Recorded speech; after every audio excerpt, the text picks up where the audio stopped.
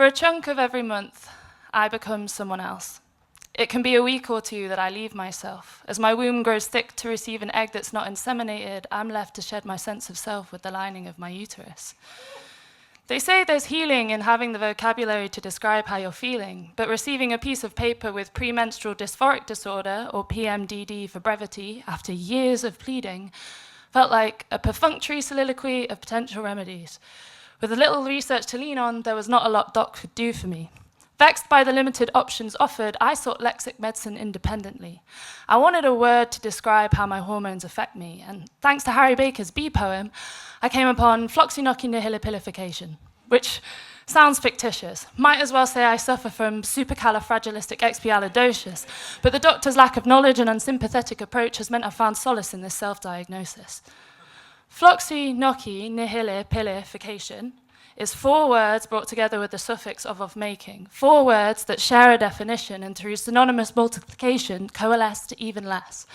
It's the ultimate description of worthlessness. For me, the etymology perfectly encapsulates PMDD. You see, a floxy is a tuft of wool, and in those bleak weeks I feel that small, helpless and emotionally vulnerable, a soft could send me down the rabbit hole of that well-tread thread of thought that I am unlovable.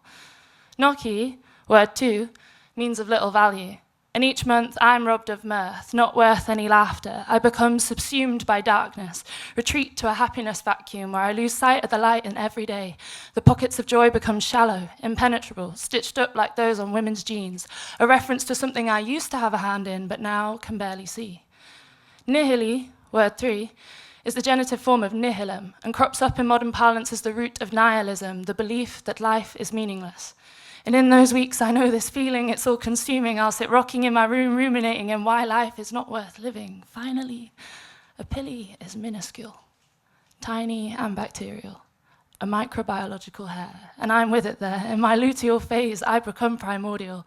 Dr. Jekyll no more, I'm Mr. Hyde and viciously self-critical. Floccinaucinihilipilification is the perfect word for my endocrine condition. It summarizes how I feel so succinctly. No need for further explanation, but not just that. It factors in the oxymoron. For a word that captures worthlessness, it's long. It's like linguistic recognition that in those weeks I am not me, but a walking contradiction. Thank you.